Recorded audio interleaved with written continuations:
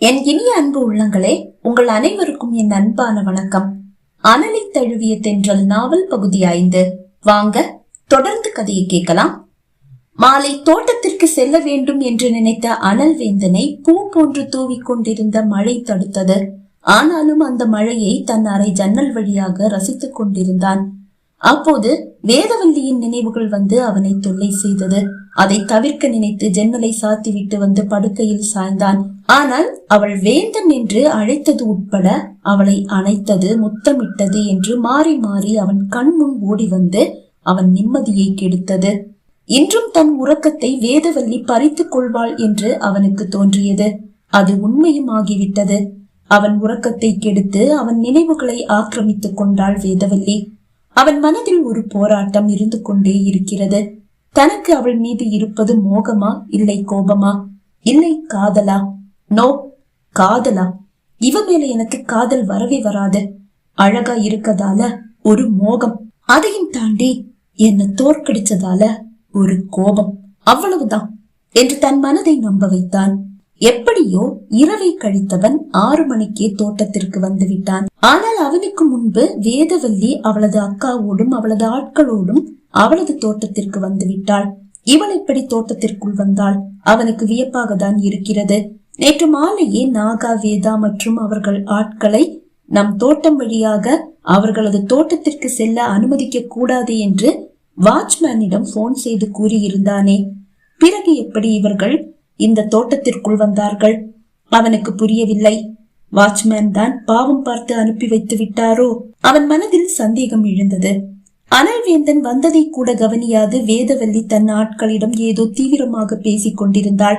அவள் இன்றும் தாவணிதான் உடுத்தி இருக்கிறாள். மஞ்சள் நிற பட்டு பாவாடையும் ரவிக்கையும் சிகப்பு நிற தாவணியும் உடுத்தி இருப்பவள் இன்று இன்னும் அழகாக இருப்பது போல் அவனுக்கு தோன்றியது. விரித்து போட்ட கார் கூந்தலில் ஒரு கூடை பூ, காதில் பெரிய லோலாக்கு, கழுத்தில் அழகான சித்திரை வேலைப்பாடுகளால் அலங்கரிக்கப்பட்ட கழுத்தணி. அது அவள் சங்கு போன்ற கழுத்தோடு ஒட்டி கிடக்கிறது. அதன் கீழே அழகான வேலைப்பாடுகளால் அலங்கரிக்கப்பட்ட மற்றொரு கழுத்தணி, கை நிறைய வளையல்கள், நெற்றியில் கூட அழகான ஒரு நெற்றி சுட்டி. அனைத்தும் பழங்கால உலோகம் ஏதோ ஒன்றால் செய்யப்பட்டது போன்று சாம்பல் நிறத்தில் இருக்கிறது.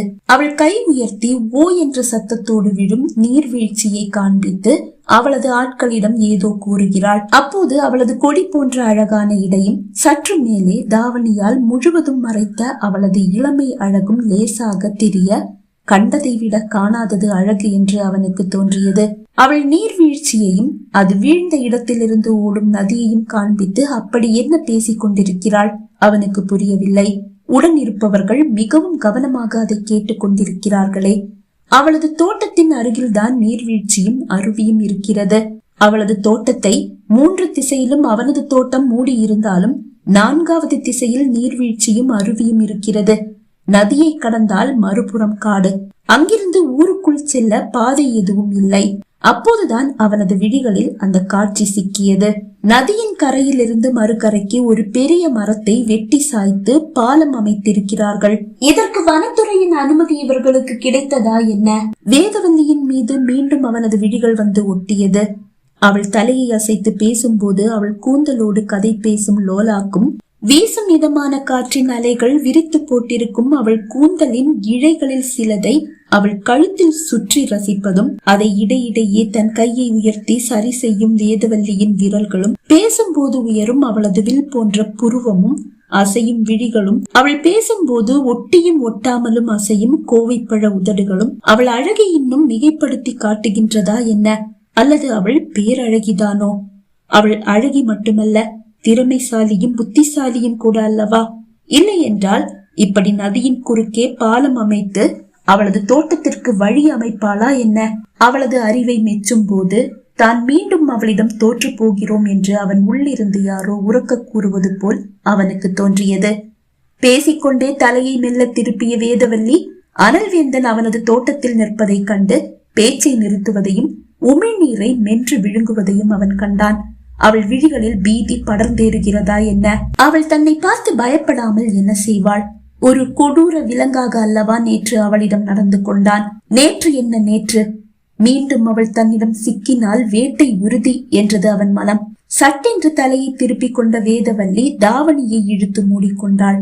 உன்னுடைய அழக நீ எப்படி வேணும்னாலும் பூட்டி வச்சுக்க, ஆனா என்கிட்ட சிக்குனா அவ்வளவுதான். உன் தோட்டத்தை நீ எழுதி கொடுக்காத வரைக்கும் உன் அழகு மேல என்னுடைய கண்கள் இருக்கவே செய்யும். முணுமுணுத்தவன் தான் ஏன் இப்படி காம கொடூரன் போல் சிந்திக்கிறோம் என்று நினைத்தாலும் அதை அலட்சியப்படுத்திவிட்டு அங்கிருந்து நகர்ந்தான். மாலை வரை தோட்டத்தை மேற்பார்வையிட்டும் வேலையாட்களின் குறைகளை கேட்டறிந்தும் நேரத்தை கடத்தியவன் வேதவல்லி அவளது தோட்டத்திற்கு வந்து செல்ல பாலம் கட்டும் பணியில் ஏற்பட்டிருப்பதை இடையிடையே கண்காணிக்கவும் செய்தான்.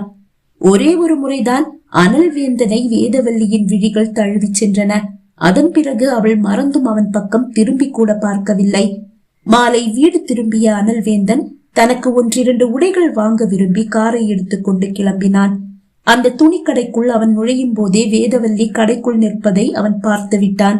சேலை வாங்கி கொண்டிருப்பவள் அவனை கவனிக்கவில்லை. அவன் ஆண்களின் உடை இருக்கும் மாடிக்கு லிப்டில் ஏறி சென்றான். தனக்கு தேவையான உடைகளை அவன் தேர்வு செய்து முடிக்கும் போது 2 மணி நேரத்திற்கு மேலாகிவிட்டது. அவன் மீண்டும் லிப்டில் வந்து ஏறும் போது லிப்டில் தனியாக நிற்கும் வேதவல்லியை கண்டு ஏளன புன்னகை ஒன்றை உதிர்த்தான். அவனை கண்டு நடுங்கிய வேதவல்லி அவன் ஏறிய வேகத்தில் இறங்க முயன்றாள். ஆனால் அவளை எட்டி பிடித்தவன் லிப்ட் கதவு மூடி நகர ஆரம்பித்த பிறகு அவளை இழுத்து தன்னோடு சேர்த்தான். அவனது கரம் மெல்ல அவள் இடையை சுற்றி வளைத்தது. ஆடை இல்லாத அவளது இடையில் அவன் விரல்கள் அழுத்தி பதிய கோபமாக அவனை முறைத்தாள் வேதவல்லி. ஏழு தெரியலடி, உன்னை பார்க்கும் போது மட்டும் ஏதோ தோணுது. மத்த நேரத்துல ஹீரோவா இருந்தாலும் உன்கிட்ட மட்டும் வில்லனா இருக்கதான் தோணுது. இதெல்லாம் நீ உன்னுடைய தோட்டத்தை எனக்கு எழுதி கொடுக்கற வரைக்கும் மட்டும்தான். தோட்டத்தை எழுதி கொடுத்துட்டேன்னு வச்சுக்கோயே, உன் பக்கம் தலை வச்சு கூட படுக்க மாட்டேன். நீயும் நிம்மதியா இருக்கலாம். எப்ப உன்னுடைய தோட்டத்தை எனக்கு எழுதி கொடுக்க போற என்று கேட்டான். அவள் எதுவும் பேசவில்லை. அவன் விரல்கள் அவள் இடுப்பில் இன்னும் அழுத்தி பதிந்தது. அவளுக்கு கோபம் விற்றென்று தலைக்கேறும் போதும் பிளீஸ் என்னை விடுங்க, பற்களை கடித்தபடி அவள் கூறினாள். அதை காதில் வாங்கிக் கொள்ளாதவனின் விழிகள் அவள் சங்கு போன்ற கழுத்தில் மெல்ல மேய்ந்தது. அவள் கழுத்தில் சிகப்பு நிற கோடுகள் பதிந்து கிடப்பதை கண்டான். நேற்று அவன் அளித்த முத்தங்களின் மிச்சங்கள். ஏனோ அவன் விழிகள் அந்த கோடுகளை ரசித்தன. அவன் தன் கழுத்தில் பதிந்து கிடக்கும் சிகப்பு கோடுகளை கண்டு ரசிப்பதை கண்டவளுக்கு இன்னும் கோபம் தலைக்கேறியது. என்னை விட போறீங்களா இல்லையா? இப்படி பண்ணிட்டு இருந்தீங்க, அப்புறம் போலீஸுக்கு போன் பண்ண வேண்டியதா இருக்கும். அவள் கோபமாக கூற, நான் தான் சொன்னேனே, உன் மேல எனக்கு எந்த ஆசையும் இல்ல. ஆனா உன் தோட்டத்து மேல நான் குறியா இருக்கேன். அத நீ எனக்கு எழுதி கொடுத்துடு, உன்னை விட்டுடுறேன். இல்ல உனக்கு தோட்டம் தான் வேணும்னா என்னுடைய சாய்ஸ் நீதான். நீ போதும், முடிவு உன் கையில. இப்படி பேச வெக்கமா இல்ல? இல்லடி, வேற எந்த பொண்ணுகிட்டையும் இப்படி என்னால பேச முடியாது, பேசவும் மாட்டேன். ஆனா உன்கிட்ட இப்படிதான் பேசுவேன், இப்படிதான் பேச தோணுது. நீ என்ன ஜெயிக்கிறத என்னால தாங்கிக்கவே முடியல. நீ என்கிட்ட தோக்கணும், அததான் நான் விரும்புறேன். ஒரு நாளும் நீங்க என்ன ஜெயிக்க போறதில்ல, நான் உங்ககிட்ட தோக்க போறதும் இல்ல. ஏன்டி இப்படி பிடிவாதம் பிடிக்கிற? அந்த தோட்டத்தை வச்சுட்டு நீ என்ன பண்ண போற? என்ன பண்ண போறேன்னு பாக்கதானே போறீங்க. இன்னைக்கு பாத்தீங்கல்ல? பார்த்தேன். ஆனா என்ன பகச்சுக்காத. ஏண்டா பகச்சுக்கிட்டோன்னு நீ தினம் தினம் வேதனைப்படுவ. பார்த்துடலாம் என்று கூறியவள் அவனை பிடித்து ஒரு தள்ளு தள்ளினாள். அவன் தடுமாறி விலகி போகவும் லிப்ட் நின்று கதவு திறக்கவும் சரியாக இருக்க அவள் ஒரே பாய்ச்சலில் வெளியே குதித்தாள். 1-2 பேர் லிப்டில் ஏறிக்கொள்ள அதன் கதவு மூடிக்கொண்டது. லிப்ட் மெல்ல நகரவும் ஆரம்பித்தது. அடுத்த மாடியில் லிப்ட் நிற்கவும் லிப்டில் இருந்து இறங்கிய அனல்வேந்தன் அந்த இடம் முழுவதும் வேதவல்லியை தேடினான். ஆனால் அவள் கண்ணில் சிக்கவில்லை. இதே நேரம் அனல்வேந்தனை பார்த்துவிட்ட வேதவல்லி வேகமாக வாஷ்ரூமுக்குள் சென்று புகுந்து கொண்டாள். சிறிது நேரம் அந்த கடை முழுவதும் வேதவல்லியை தேடியவன் அவளை காணாது ஏமாற்றத்தோடு திரும்பினான். மறுநாள் காலை அவன் தோட்டத்திற்கு வரும்போது வேதவல்லியின் தோட்டத்தில் பாலம் கட்டும் வேலை படுவேகமாக நடந்தேறிக் கொண்டிருக்கிறது.